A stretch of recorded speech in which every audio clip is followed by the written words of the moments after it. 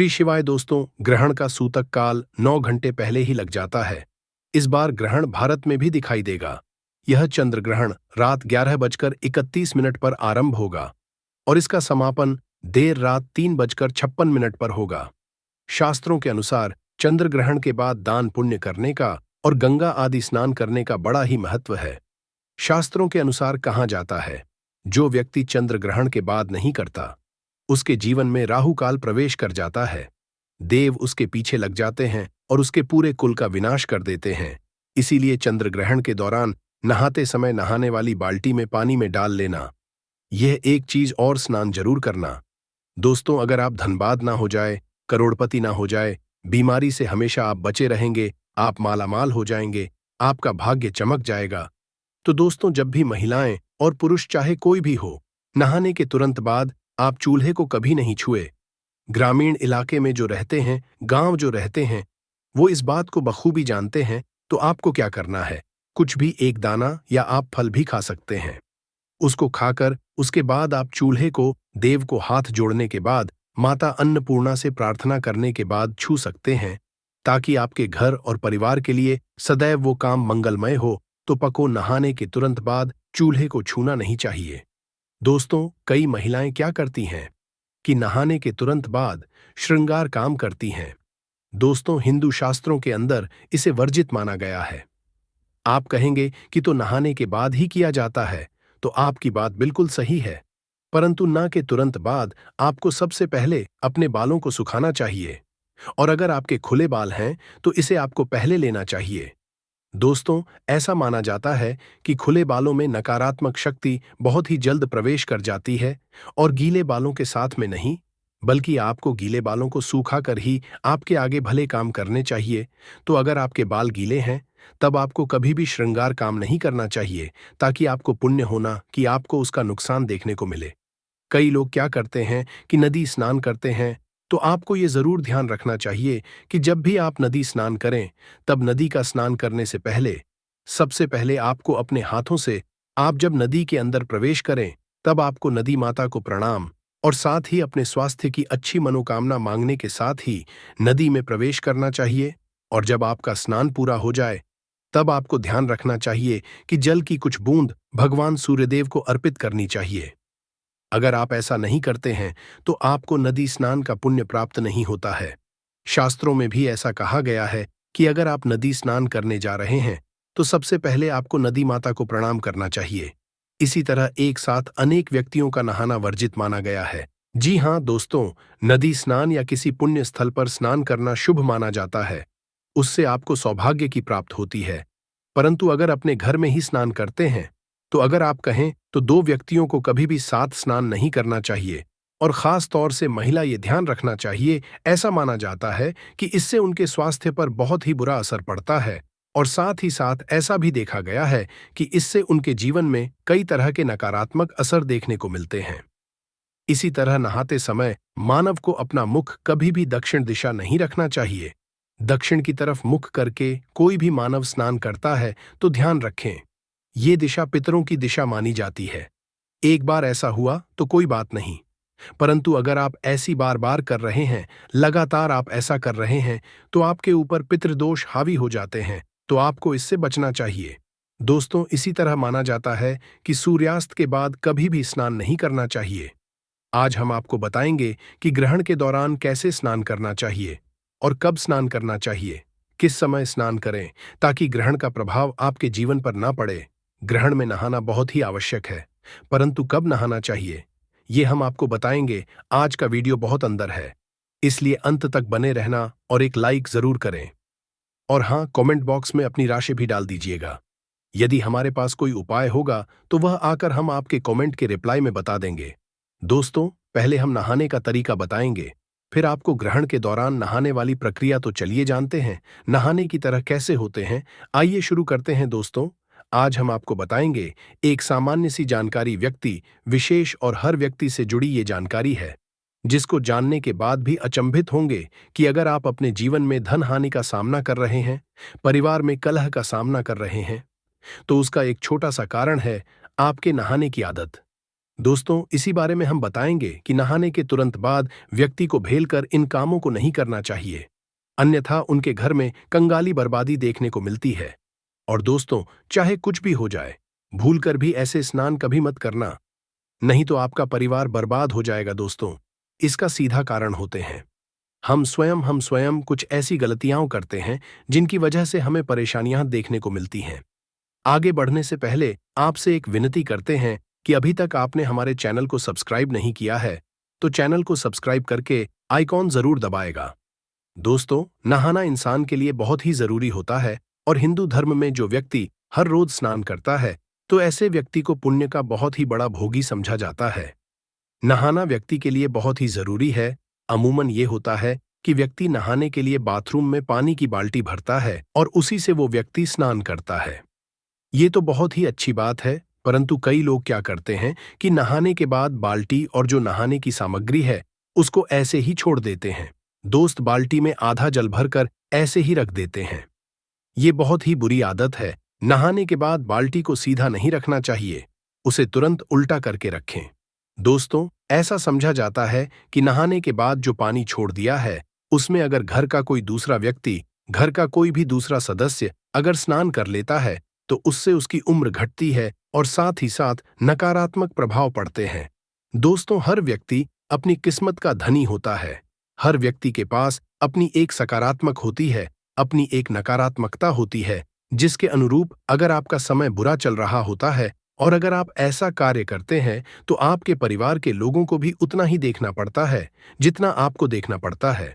नहाने के तुरंत बाद आपको कभी भी अपनी बाल्टी में जल भरकर नहीं रखना चाहिए। दोस्तों, इससे कई नुकसान है। एक तो पानी की बर्बादी होती है, साथ ही साथ परिवार में कष्ट बढ़ते हैं। ऐसे में भूलकर भी ये कार्य भूलकर भी ना करें। और अगर संभव हो तो आपको नहाने के लिए शावर का यूज करना चाहिए।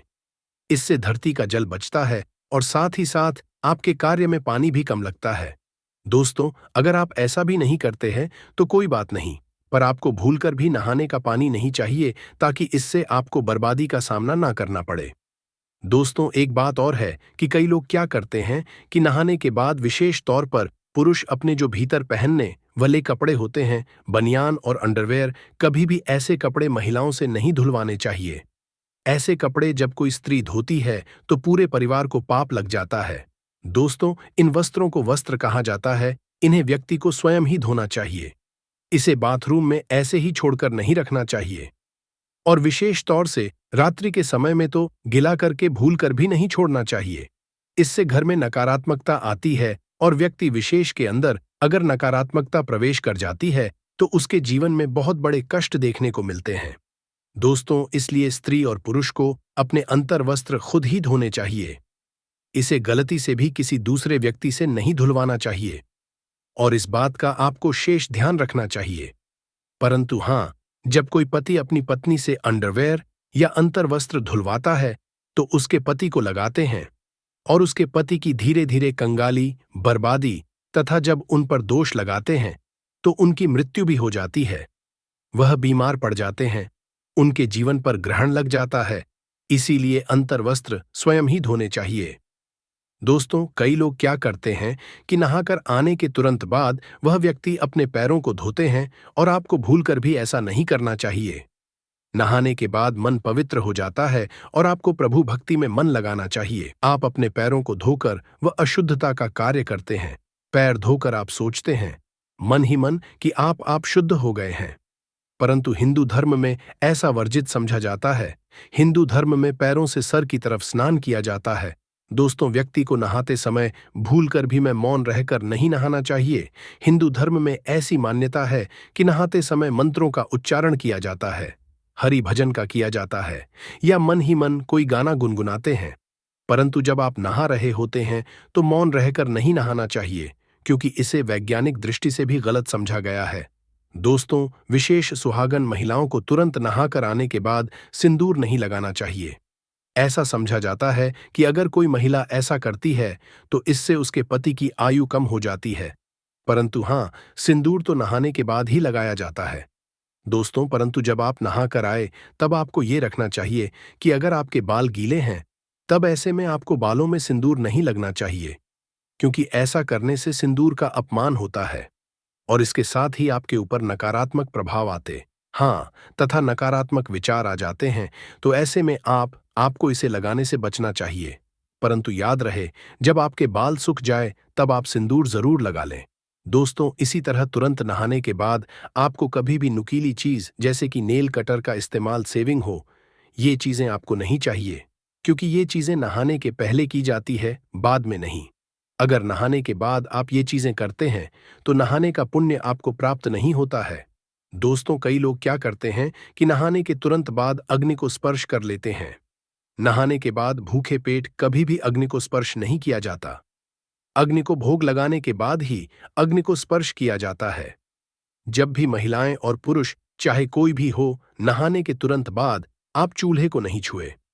दोस्तों, ग्रामीण इलाके में जो रहते हैं, गांव में जो रहते, वो इस बात को बखूबी जानते हैं। तो आपको क्या करना है, कुछ भी एक दाना या आप फ्रूट भी खा सकते हैं।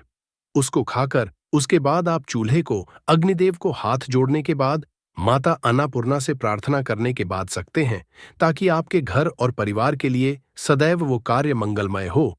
तो आपको नहाने के तुरंत बाद चूल्हे को नहीं छूना चाहिए। दोस्तों, कई महिलाएं क्या करती हैं कि नहाने के तुरंत बाद श्रृंगार आदि कार्य करती है। हिंदू शास्त्रों के अंदर वर्जित समझा गया है।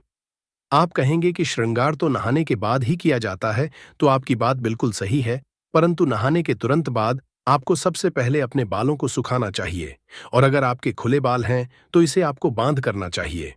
ऐसा समझा जाता है कि खुले बालों में नकारात्मक शक्ति बहुत ही जल्दी प्रवेश कर जाती है। साथ ही नहीं, बल्कि आपको गीले बालों को सूखाकर ही आपको अपने आगे के कार्य करने चाहिए। तो अगर आपके बाल गीले हैं, तब आपको कभी भी कार्य नहीं करना चाहिए, ताकि आपको उसका पुण्य फल प्राप्त हो, न कि आपको उसका नुकसान देखने को मिल जाए। दोस्तों, कई लोग क्या करते हैं कि नदी स्नान करते हैं। तो आपको ये जरूर ध्यान रखना चाहिए कि जब भी आप नदी स्नान करें, तब नदी का स्नान करने से पहले सबसे पहले आपको अपने हाथों से, आप जब नदी के अंदर प्रवेश करें तब आपको नदी माता को प्रणाम, और साथ ही अपने अच्छे स्वास्थ्य की कामना के साथ ही आपको नदी में प्रवेश करना चाहिए।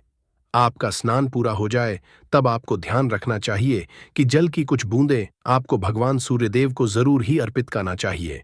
और अगर आप ऐसा नहीं करते हैं तो आपको नदी स्नान का पुण्य फल प्राप्त नहीं होता है। शास्त्रों के अनुसार समझा जाता है कि अगर आप नदी में स्नान करने जा रहे हैं तो सबसे पहले आपको नदी माता को प्रणाम करना चाहिए। दोस्तों, इसी तरह एक साथ अनेक व्यक्तियों का इंसान करना वर्जित समझा गया है। जी हाँ, आपने बिल्कुल सही, नदी स्नान या किसी पुण्य स्थल पर स्नान करना बहुत ही शुभ समझा जाता है। इससे आपको सौभाग्य की प्राप्ति होती है। परंतु अगर आप अपने घर में स्नान करते हैं, और ऐसे में अगर आप दो व्यक्ति हैं और आपको जल्दी स्नान करना है, तो ऐसे में एक साथ दो व्यक्ति को स्नान नहीं करना चाहिए, और विशेष तौर से महिलाओं को इसका ध्यान रखना चाहिए। ऐसा समझा जाता है इससे उनके स्वास्थ्य पर इसका बहुत ही बुरा असर पड़ता है, और साथ ही साथ ऐसा भी देखा जाता है कि इससे उनके में कई तरह के नकारात्मक प्रभाव देखने को मिलते हैं। दोस्तों, इसी तरह नहाते समय व्यक्ति को अपना मुख कभी भी दक्षिण दिशा की तरफ नहीं रखना चाहिए।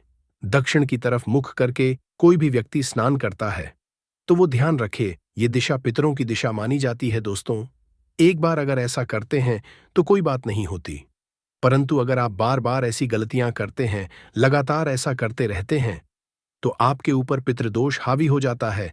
तो आपको इससे बचना चाहिए। दोस्तों, इसी तरह जाता है कि सूर्यास्त के बाद कभी भी स्नान नहीं करना चाहिए। विशेष तौर पर जब सूर्यास्त हो रहा हो, उसके बाद आप गर्मी की थकान में रहते हैं और कई व्यक्ति स्नान करते हैं, जो कि अच्छी आदत है दोस्तों। परंतु आपको सूर्यास्त के समय, जिसे गौधूली बेला कहा जाता है, उस समय विशेष से आपको स्नान करने से बचना चाहिए, अन्यथा आपको कई तरह की हानि का सामना करना पड़ता है। दोस्तों, इसी तरह जो छोटे बच्चे होते हैं, छोटे बच्चों को नहाने के तुरंत बाद आपको टीका लगाना नहीं भूलना चाहिए। ऐसा समझा जाता है कि छोटे बच्चे देव आत्मा होते हैं, उनके ऊपर उनके विकार नहीं होते, जिसकी वजह से नकारात्मक शक्तियां उनके ऊपर बहुत जल्द हावी हो जाती हैं तथा उनको नजर लग जाती है। तो ऐसे में भूलकर भी किसी भी माता पिता को अपने बच्चों को नहाने के बाद नहीं छोड़ना चाहिए। काला टीका या काला धागा गले में जरूर होना चाहिए। ऐसा करने से बच्चे बुरी शक्तियों से दूर रहते हैं और उन्हें नजर भी नहीं लगती। बीमारियों से भी बचे रहते हैं। दोस्तों, अब है चंद्रग्रहण के दौरान वह ऐसी क्या चीज है जिसे जल में डालकर स्नान करने से सूर्य ग्रहण से निकली या चंद्र ग्रहण से निकली हानिकारक किरणों का असर जीवन पर तथा हमारे ऊपर नहीं पड़ता, बल्कि चंद्र ग्रहण और सूर्य ग्रहण आपको महाधिनी बनाकर ही जाते हैं। आप दिन दुगनी चौगुनी तरक्की करेंगे। दोस्तों, मैं ईश्वर की सौगंध खाता हूं, अगर आज आपने चंद्र ग्रहण के दौरान या चंद्र ग्रहण से पहले या चंद्र ग्रहण के बाद अगली सुबह अगर आप समय अपने जल में 2 से 5 तुलसी के पत्ते और 2 रुपए का गेरू जो हम आपको दिखा रहे हैं, देख लीजिए, ऐसा होता है। गेरू पुराने बुजुर्गों से आप पूछ लीजिए, उन्हें पता होता है किसे कहते हैं।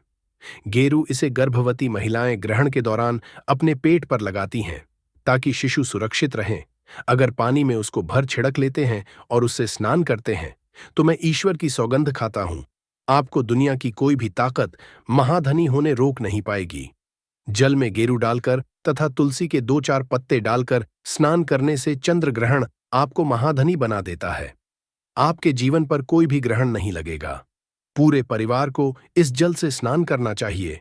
दोस्तों, भगवान विष्णु कहते हैं, ग्रहण के दौरान यदि तुलसी पत्र डालकर जल से स्नान किया जाए तो मैं उसे स्वयं सभी बालाओं से बचा लेता हूं, सभी बीमारियों से कर लेता हूं।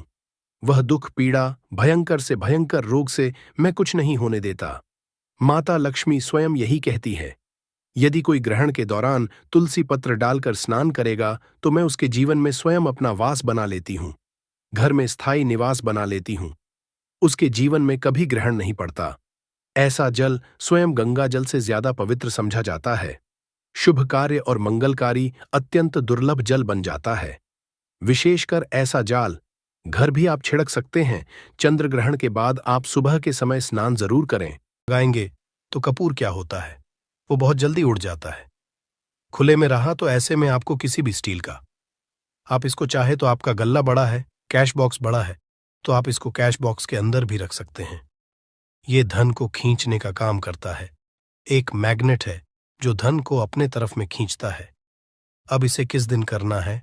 आपको ये उपाय किसी भी शुक्ल पक्ष के शनिवार से प्रारंभ करना है। महीना चाहे कोई भी हो, सावन भादो जो भी हो, आपको किसी भी शनिवार को करना है। किसी भी महीने के शुक्ल पक्ष के शनिवार को करना है। उसके बाद आपका जो ये कटोरी है, जैसे दिन हो या एक महीना हो जाए जब आपका कपूर उड़ जाए, क्योंकि सेंधा नमक उड़ेगा नहीं और फिटकरी आपका उड़ेगा नहीं। कपूर ही एक उड़ने वाला पदार्थ है। तो जब कपूर उड़ जाए तब आपको क्या है? फिटकरी का टुकड़ा है। वो सेंधा नमक का जो टुकड़ा है वो इन दोनों को बहते हुए जल में डाल दीजिए और फिर से आप इस उपाय को शनिवार को चेंज कर दीजिए। मतलब अगर आपने देखा कि कपूरी या कटोरी का कपूर उड़ गया है तो आप शनिवार को ही, तब उसमें रिपीट जब करेंगे तो आपको शनिवार को ही करना है। पर उसमें शुक्ल पक्ष ये सब नहीं देखना है, क्योंकि आपने पहले शुक्ल पक्ष से इसको स्टार्ट कर दिया है। आप हर महीना हर शनिवार को आप इसको बदलते रह सकते हैं। आप देखिए, हफ्ते में बदल लें या फिर 15 दिन पे या फिर 1 महीने पे आप इसको बदल सकते हैं। जो ढीला कपूर, ये ढीला फिटगिरी है और सेंधा नमक है। इन दोनों को बहते हुए जल में डाल दीजिए। अगर आपके आसपास, अगर फ्लैट में आप रहते हैं, शहरों में रहते हैं, तो बहते जल की सुविधा तो उपलब्ध नहीं होगी। तो आप इसे क्या कीजिए, आप बैल्कनी में कोई पेड़ पौधा होगा तो वहां पर या फिर आप ऐसा कर सकते हैं, एक बर्तन में पानी ले लीजिए, उसमें इन दोनों को डाल दीजिए। अब ये 8-10 घंटे में पूरा, मतलब ये जो दोनों टुकड़े हैं वो गल जाएंगे उस पानी को। आप अपने बेसन में डाल करके बहावा दीजिए, खत्म हो गया। और फिर शनिवार को आप इन तीनों चीजों को डाल करके कटोरी में रिपीट कर लीजिए। आप विश्वास नहीं करेंगे, महीने में 4 या 5 शनिवार होते हैं ना, तो हर शनिवार को नहीं कर सकते हैं। कीजिए, जब कपूर उड़ जाए तभी कीजिए। ये उपाय आपके घर या दुकान में गजब की तेजी लाता है। आपका बिजनेस जहां पर भी है, जहां भी आपका गल्ला है, वहां पर आप इसे ढक कर रख दीजिए। आपका बिजनेस बहुत तेजी से चलता है। एक बार करके तो देखिए, आप खुद देखेंगे कि महीने भर के अंदर दुकान में इतनी तेजी आएगी, इससे इतने तेज ग्राहक आते हैं, आप देख के आश्चर्यचकित रह जाएंगे कि ये हो क्या रहा है। ठीक। अब तीसरा जो उपाय है वो है आपको प्रतिदिन सुबह और शाम घर के मुख्य द्वार के चौखट के ठीक बाहर आपका जो रूम है, आप गांव में हैं, शहर में हैं, फ्लैट में, आपका एक मुख्य दरवाजा होता है। तो मुख्य दरवाजे के बाहर आपको इस उपाय को करना है। करना क्या है, आपको सुबह और शाम दोनों समय आपको कपूर की एक एक टिकियां जलानी है। मतलब सुबह में 1 पीस कपूर जला दीजिए और शाम को 1 कपूर जला दीजिए। सुबह में सूर्योदय के समय अगर आप इस उपाय को 8 बजे 9 बजे सुबह में करते हैं तो ये कोई फायदा नहीं करेगा। सूर्योदय मतलब कि जब सूर्य भगवान की लालिमा रहती है, सूर्य भगवान पूरे ना होंगे, तब जब सूर्य भगवान लालिमा रहती है मैक्सिमम 6 साढ़े 6 बजे के टाइम के आसपास आपको इसको करना है। नहा धो लीजिए, फ्रेश हो जाइए और उसके बाद घर में आपने धूप बत्ती दिखा ली और घर के चौखट के बाहर अपने मतलब तुरंत बाहर नीचे कपूर एक रख दीजिए और उसको जला दीजिए। बस ही करना है। और शाम को गोधूली बेला, जब ना तो दिन रहे ना रात रहे, उस समय पर घर में पूरे घर में कपूर का दिया दिखाएगा, कपूर या घी का दिया दिखाएगा। एक चीज की आपको सावधानी बता देता हूं, आप अपने पूजा में कभी भी अगरबत्ती का उपाय मत करिएगा, लोहबान का उपाय मत करिएगा, क्योंकि इससे हमारे धर्म के हिंदू देवी देवता जो है वो रुष्ट हो जाते हैं, हमारा घर छोड़ देते हैं। लोबान का उपाय भूत प्रेतों को जगाने के लिए किया जाता है। तो याद रखिए, आपको घर में लोबान और अगरबत्ती ये दो नहीं जलानी है। तो शाम के टाइम पर भी आपने कप और जला दिया। बस यह उपाय आपको क्या करेगा, इसका रिजल्ट आपको जानना होगा। इस उपाय से आपके घर में कभी भी धन की कमी नहीं होगी, आपके घर में हमेशा बना रहेगा और आपके घर में हमेशा सुख शांति और समृद्धि बनी रहेगी। आपका परिवार जो है वो हैप्पी रहेगा। अगला जो उपाय, अगर आपको अपने ही घर में डर लगता हो, कहते हैं ना कि मतलब कि घर का कोना काटने को दौड़ता हो, घर का बच्चा हो या परिवार के कोई भी लोग हो, अगर आप अपने ही घर में डर जाते हैं या सोते सोते अचानक से डर लगने लगे, तो आपको क्या करना है, प्रतिदिन सुबह और शाम को आपको ये उपाय करना है। आप जब भी सुबह में पूजा करते हैं घर में, तब आपको इस उपाय को करना है। पूजा करने के बाद आप 1 पीस कपूर ले लीजिए, उसे आप घी में डूबा लीजिए और उसे जला करके उसका धुआं पूरे घर में A to Z घर में हर कमरे में उसका धुआं करते रहिए।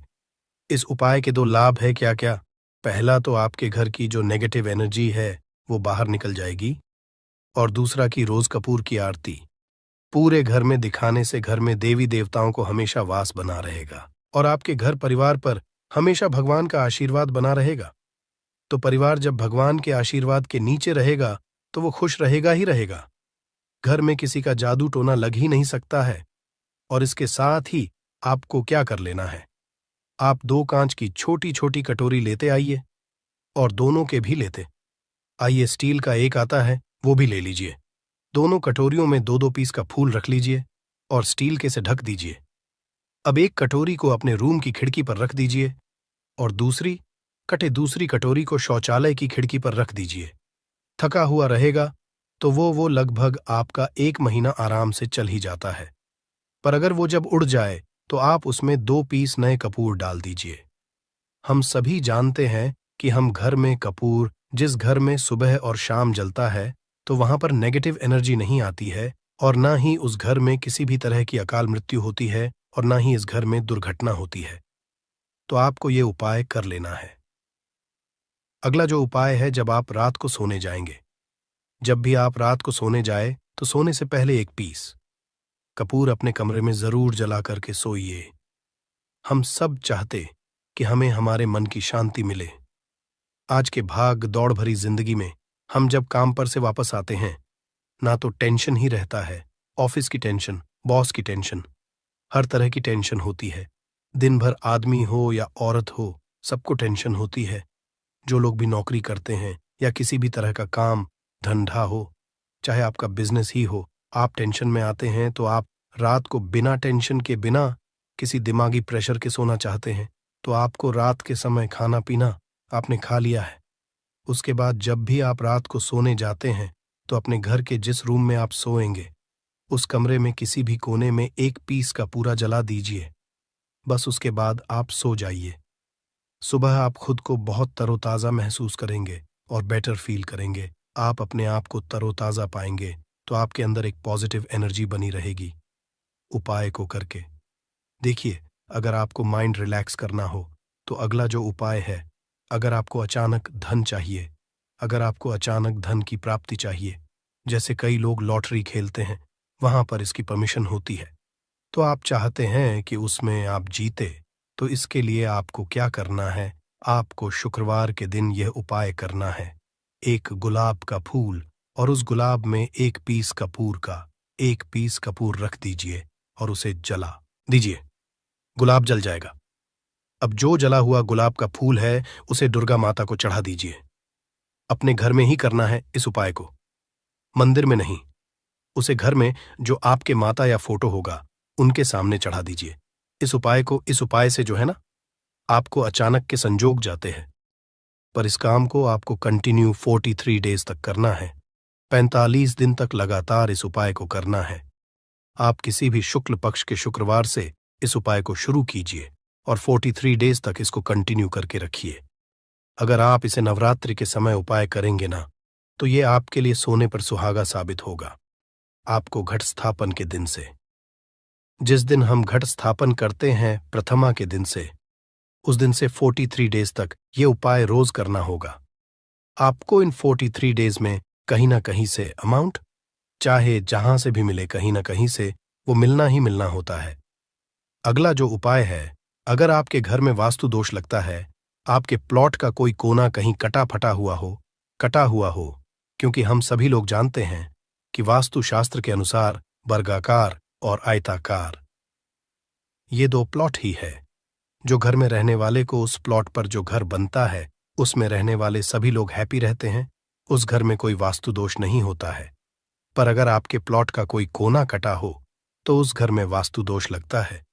तो आपको क्या करना है? आपके घर में जहां स्तुदोष लग रहा हो वहां पर कपूर का 2 टुकड़ा रख दीजिए। जब वही कांच की कटोरी में आपको 2 टुकड़ा रख देना है और कटोरी को ढक दीजिए। से जब वो कपूर का टुकड़ा कपूर उड़ जाए तो आप वहां पर दूसरा 2 पीस उस कटोरी में, कांच की कटोरी में कपूर रख दीजिए। आपको 2 पीस ही कपूर रखना है, क्योंकि जोड़े में इसको रखना है, मेल फीमेल हो या जैसा भी हो, इसको पैर में ही रखना है। जोड़े में ही आपको 2 पीस कपूर वहां पर रखना है। इससे आपके घर का वास्तु दोष दूर होता है और आपके घर का जो फैमिली मेंबर है, हर फैमिली मेंबर के लाइफ चेंजिंग आना चालू होगा और वो हैप्पी रहने लगेगा।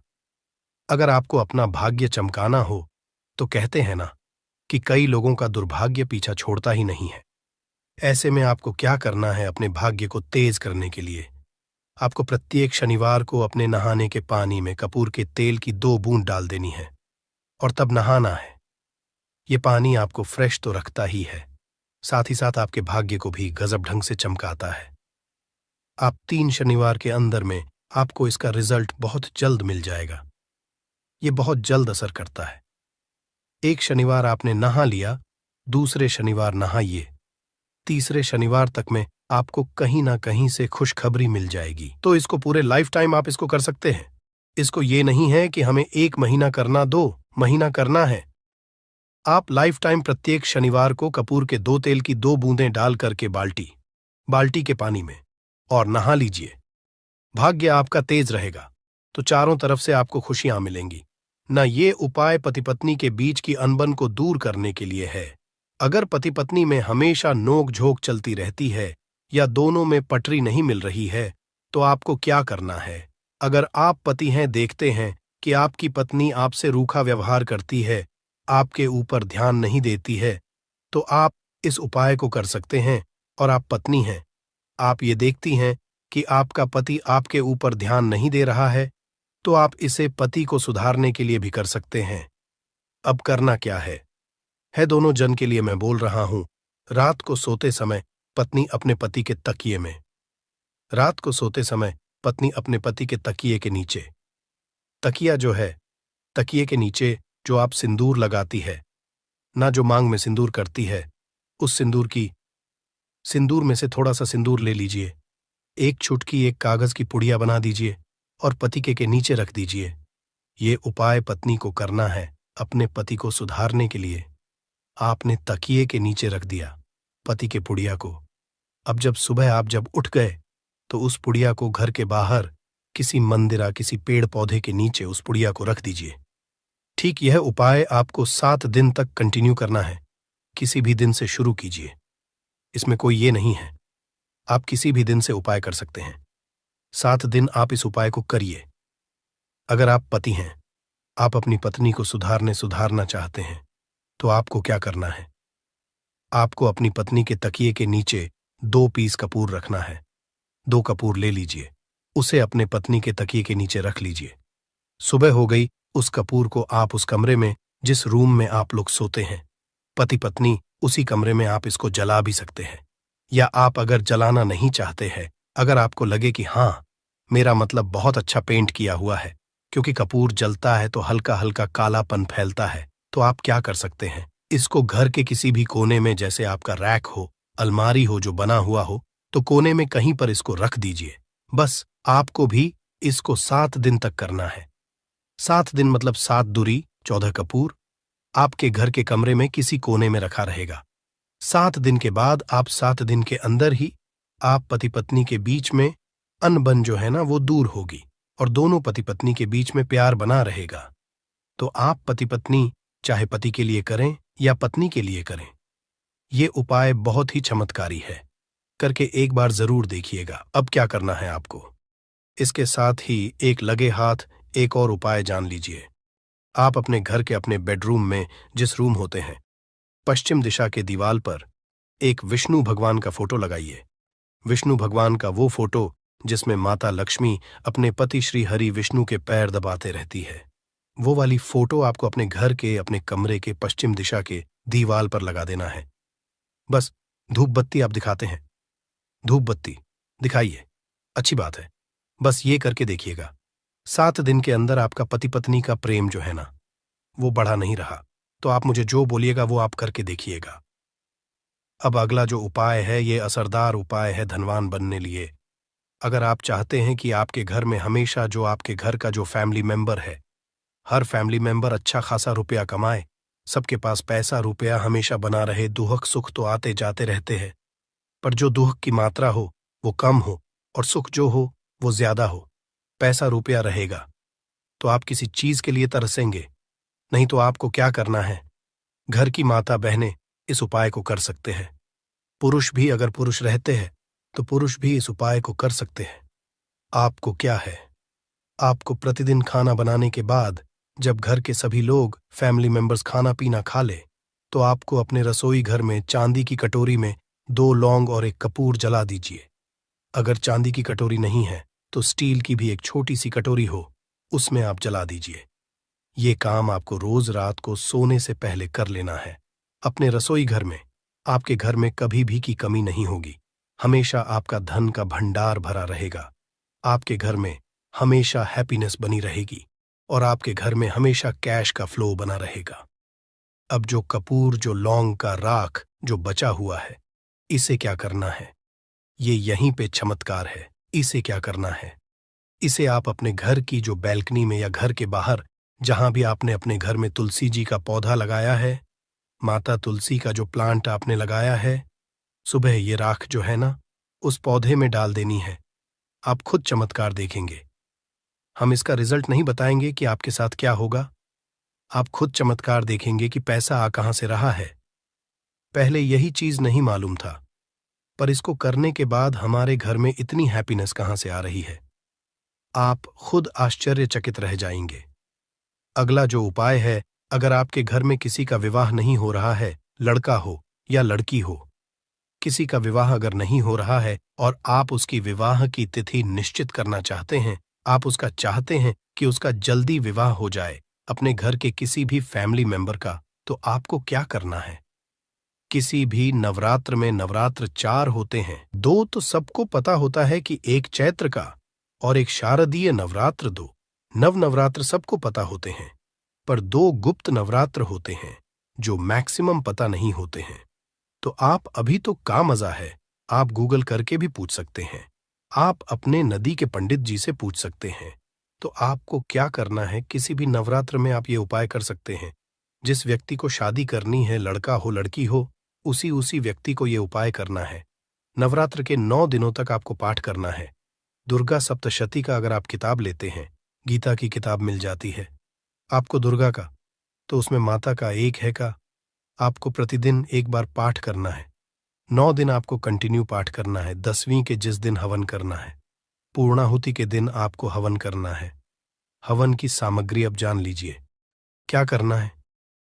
मेन अब यही पे है कि हवन में आपको क्या कर रहे हो, और हवन का धुआं ही आपके ब्रह्मांड में फैलेगा और आपके लिए रिश्ता लेकर के आता है और उसको फिक्स करता है। अब क्या करना है, हवन की सामग्री बनानी है। हवन की सामग्री में आपको 36 लौंग और 6 कपूर, चावल